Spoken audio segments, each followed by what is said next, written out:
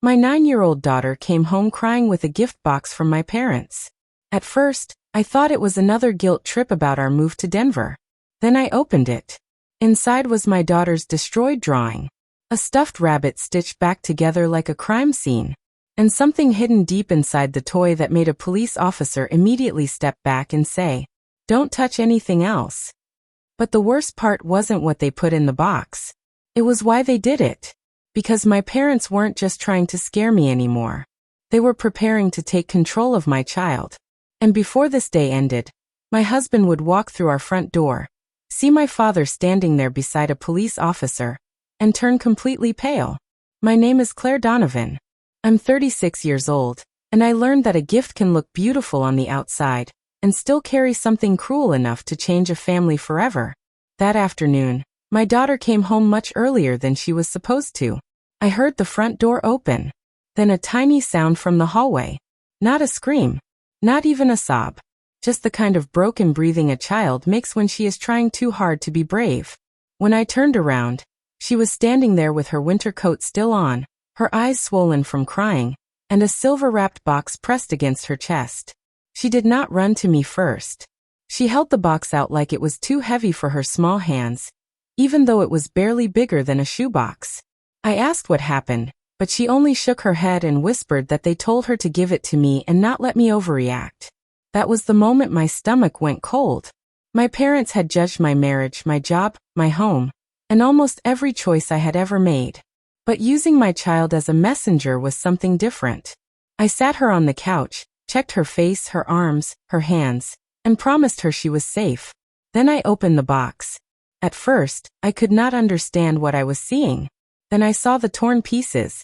Before I tell you what was inside that box and why that one sentence changed everything, tell me what the weather is like where you are today. Is it calm? Or does it feel like a storm is coming too? Stay with me until the end, because this is the story of the day I stopped trying to keep peace with people who were willing to scare my child to control me. To understand why I did not treat that box like a simple family misunderstanding, you need to understand the kind of house I came from. From the outside, my childhood looked perfectly normal. We had a clean home in a quiet neighborhood outside Madison, Wisconsin, family photos on the hallway wall, church clothes on Sundays, and parents who knew exactly how to smile when other people were watching. My father, Victor Whitaker, had been a deputy sheriff for more than 20 years, and he carried that voice home with him every night. He did not ask questions. He gave orders. My mother, Marlene Whitaker, worked as a school secretary before she retired, and she had a talent for making every cruel thing sound reasonable. If my father raised his voice, she would say he was just worried. If he insulted me, she would say I was too sensitive. If I cried, she would remind me that some daughters had it much worse. I grew up learning that peace in our house meant silence from me. When I became an adult, I thought distance would fix everything. I built a life they did not choose for me, and that alone felt like betrayal to them. I became a pediatric occupational therapist because I loved helping children feel safe in their own bodies again. My father said it was not a real career. He wanted me to go into law, marry someone with a title, and stay close enough for him to keep one hand on every decision I made. When I married Ethan, my father acted like I had thrown my life away. Ethan was not flashy, not wealthy, not the kind of man my parents could brag about at dinner. He was steady, kind, and patient, which were exactly the things I had spent my life needing. My parents hated that they could not intimidate him easily. After our daughter Harper was born, their control shifted from me to her. Suddenly, every visit came with comments. Her school was too ordinary. Her clothes were too casual. Her bedtime was too flexible. Her art classes were a waste of time. My mother would smile at Harper and say sweet things, then whisper to me that I was raising her to be soft. My father liked to say a child needed structure, but what he really meant was obedience. By the time Harper was 6, I had reduced contact with them as much as I could without starting a war. They could see her on holidays, sometimes on birthdays, always with me or Ethan nearby. They were never allowed to take her overnight. They were never allowed to pick her up from school, and they were never allowed to discipline her. For a while, that arrangement worked, mostly because my parents still cared about looking like good grandparents. Then Ethan received a job offer in Denver. It was the kind of opportunity families pray for. Better pay, better schedule, a safer neighborhood near good schools, and a chance for Harper to grow up somewhere new without my parents hovering over us. We told my parents at a Sunday dinner, thinking they would be disappointed but polite. My mother went quiet. My father put down his fork and stared at Ethan like he had committed a crime. Then he looked at me and said, "You do not get to take my granddaughter away just because your husband got lucky." I remember Harper freezing in her chair. I remember Ethan reaching under the table for my hand. And I remember realizing that my father had not said our daughter. He had not even said your daughter. He said my granddaughter, like Harper was something he owned. I should have known then that the move would bring out the worst in them. But I still wanted to believe that even my parents had limits. I was wrong. A week after that dinner, my parents changed so quickly it almost felt rehearsed. My mother started texting me every morning with little heart emojis and messages about how much she missed Harper. My father, who almost never apologized for anything, left a voicemail saying he had spoken too harshly and did not want Harper to remember him as an angry old man. The words sounded good, but something about them made my skin crawl. My father did not sound sorry. He sounded like someone trying a new strategy. Still, Harper was only 9, and she loved the idea of having grandparents who wanted her. She did not know the history the way I did. She did not know how many times I had cried in my bedroom as a teenager, while my mother stood outside the door telling me to stop embarrassing the family. Harper only knew that her grandmother had sent her a new sketchbook and her grandfather had asked to see her latest drawings over video call. For 2 weeks, they behaved perfectly. They asked polite questions. They praised Harper's art. They told Ethan that Denver sounded exciting. My mother even said she was proud of me for building a life that gave Harper more choices. That one almost convinced me, because it was exactly the sentence I had wanted to hear my entire life. I told my best friend Rachel more about it over coffee during my lunch break. Rachel had known me since college, back when I still believed I could earn my parents' approval by being perfect. Now she worked as a paralegal at a family law office, and she had the calm, careful way of speaking that came from seeing too many families destroy each other through control disguised as love. When I told her my parents suddenly wanted a farewell brunch for Harper before we moved, she did not tell me what to do. She just asked, "What boundaries are in writing?" That question stayed with me, so I wrote everything clearly. Harper would visit for 2 hours on a Sunday afternoon. Harper would keep her phone in her coat pocket. No surprises stops. No other adults I did not know about. No conversations about court, custody, or trying to convince Harper not to move.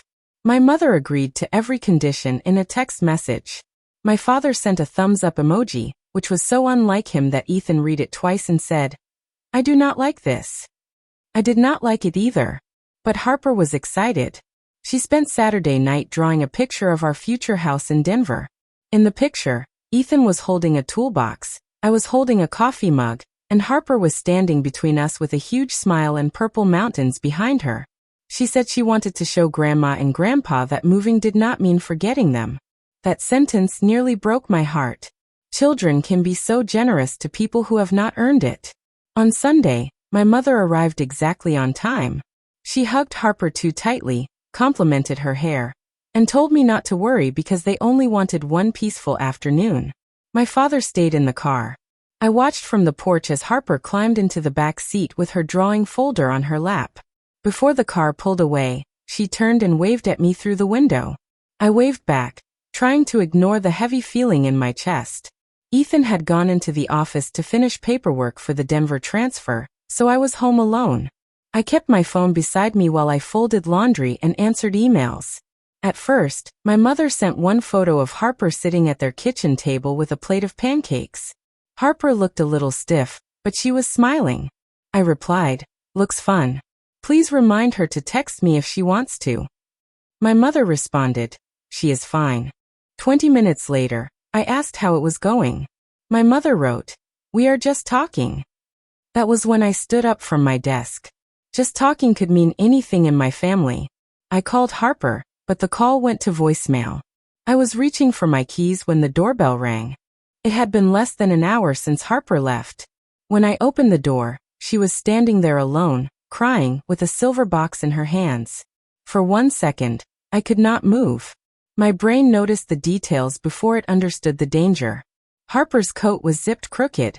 One of her boots was untied. Her drawing folder was gone. Her cheeks were wet. And she was holding that box so tightly her knuckles had turned white. Behind her, my mother's car was already disappearing down the street. She had not walked Harper to the door. She had not called me. She had dropped my crying child on my porch and driven away. I pulled Harper inside and locked the door. She stood in the entryway like she was afraid to step any farther. And that scared me more than the tears. Harper was a sensitive child, but she was not dramatic. She did not cry for attention. If she was shaking like that, someone had made her feel unsafe. I knelt in front of her and kept my voice soft. I asked if anyone had touched her, if she was hurt, if she needed a doctor. She shook her head no. But her eyes kept going back to the box. Finally, she pushed it toward me and whispered, "They said this was for you. They said not to open it until I got home." I asked who said that. She swallowed hard and said, "Grandpa." Then she added, "Grandma said you might get upset because you do not like hearing the truth." I felt something inside me go very still. I took the box and set it on the table by the couch, but Harper grabbed my sleeve before I could open it. She said, "Mom, they were talking about me like I was not there." I sat beside her, wrapped a blanket around her shoulders, and told her she could tell me slowly. She said the brunch started normally. Pancakes, orange juice, questions about Denver. Then my father asked if she really wanted to move or if Ethan and I had made her say that. Harper told him she wanted to be wherever her parents were. My father did not yell, which somehow made it worse. He leaned close and told her sometimes children do not know when their parents are making selfish choices. My mother told Harper that staying near family was more important than following a job. Harper said she tried to change the subject by showing them the picture she had drawn of our new house. That was when my father stopped smiling. He asked why she had drawn mountains instead of grandparents. Harper told him because the picture was about Denver. My mother took the drawing folder from her and told her she was too young to understand how much she was hurting people. Then my father left the room with the folder. Harper said she heard paper tearing from the hallway. When he came back, he was holding the silver box. My mother had already put Harper's coat on her. My father placed the box in Harper's hands and said, "Give this to your mother. Tell her not to overreact. Tell her this is what happens when people forget where they belong." Harper began crying in the car, but my mother did not comfort her. She only said, "Your mother needs a wake-up call." Then she dropped Harper at the curb and drove away. I wanted to scream. I wanted to call my mother and demand answers. But Harper was looking at me like my reaction would decide whether she was safe.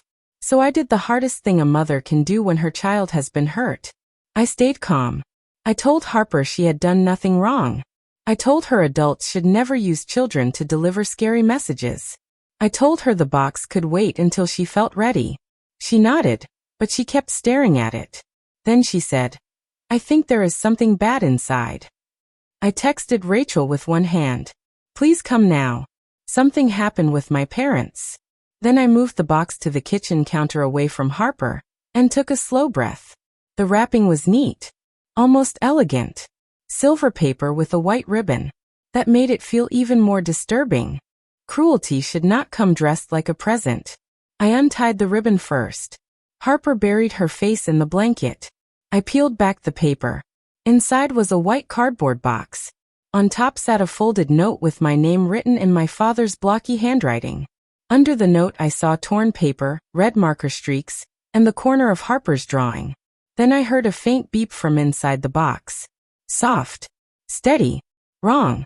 I told Harper to stay on the couch and not touch anything. My voice sounded calm, but my hands were shaking so badly I had to put the box down. I took photos before moving the contents because somewhere deep inside me, a practical part of my brain knew this was evidence.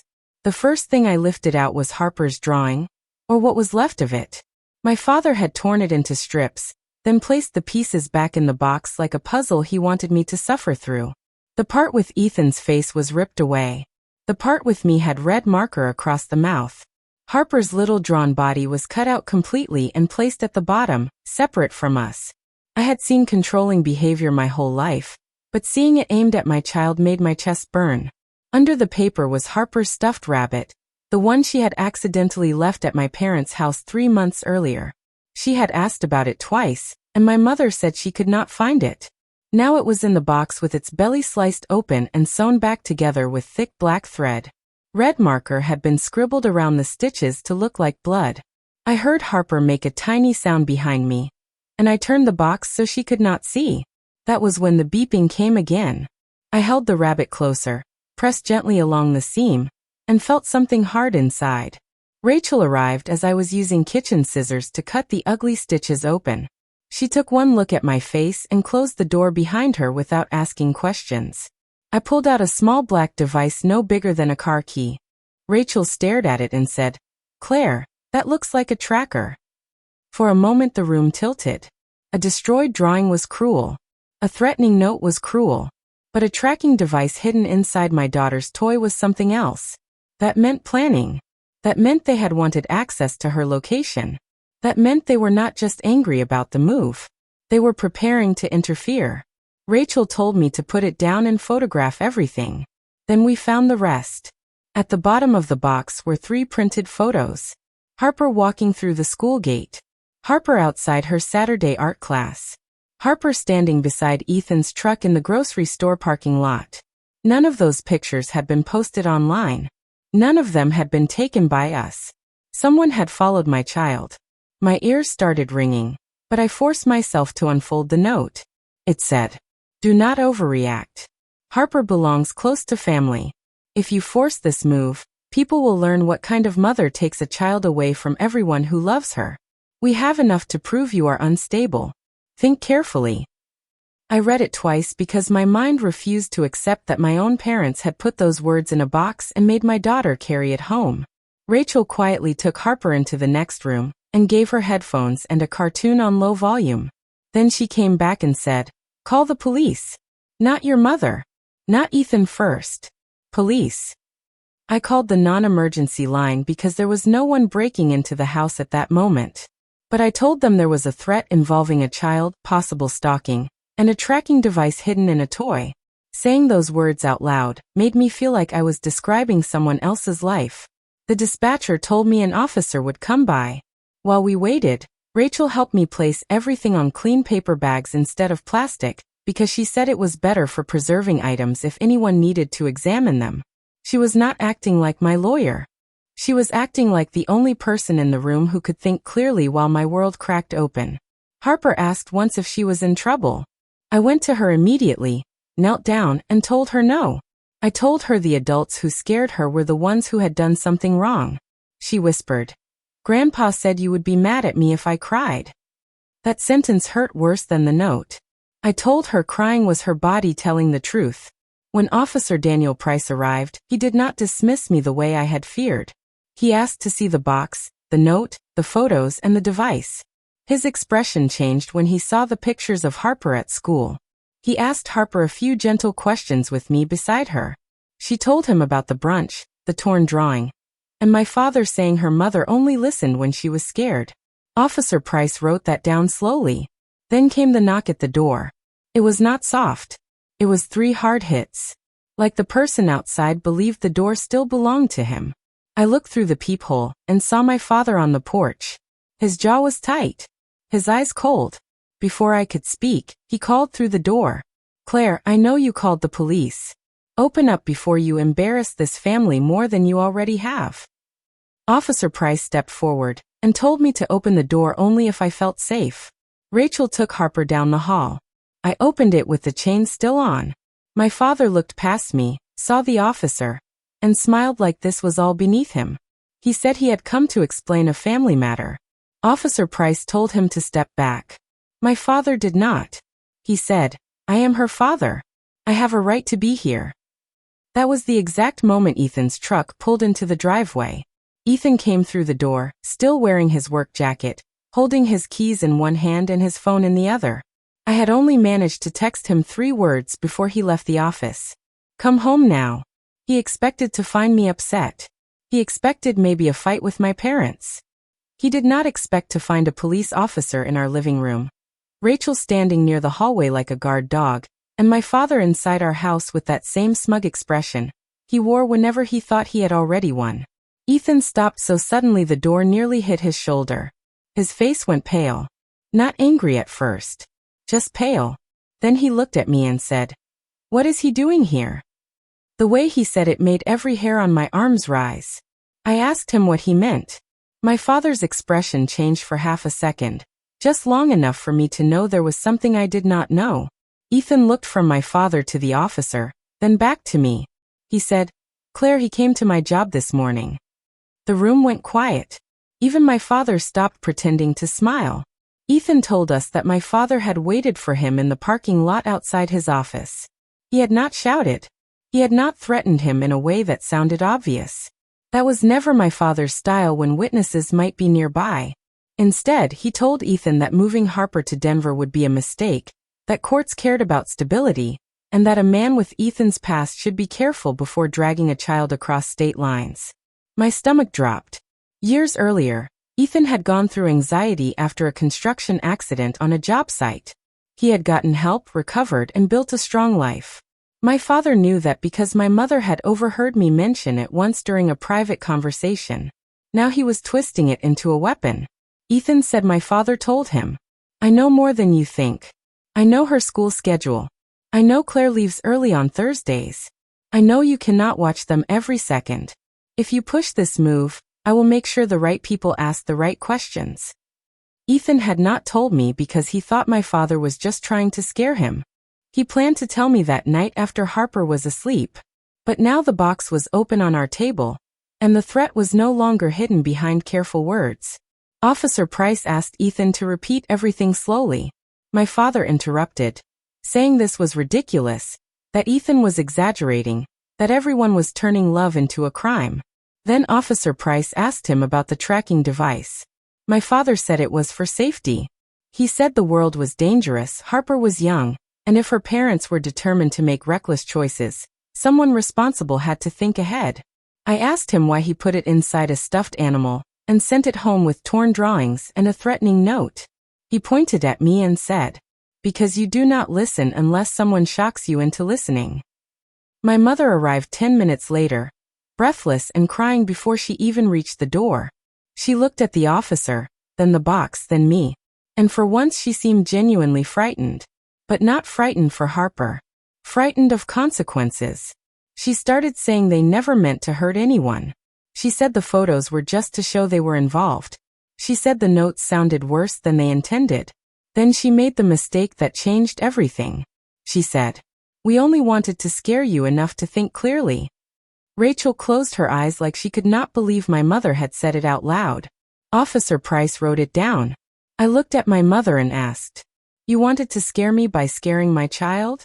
She cried harder, but she did not deny it. My father told her to stop talking. That was when the old pattern appeared in front of everyone. He ordered. She folded. I used to be part of that pattern too. But not anymore. Officer Price told my parents they needed to leave the property, and that any further contact could make the situation worse for them. My father tried to argue that he knew the law. Officer Price calmly said, "Then you should understand why this is serious." After they left, I called Harper's school and removed both of my parents from every emergency contact list. Ethan changed the locks that night even though my parents did not have keys. Rachel helped me save screenshots, voicemails, emails, and photos in one folder. The next morning, my father sent a long email to several relatives claiming I was unstable, Ethan was controlling, and Harper was being isolated from her loving grandparents.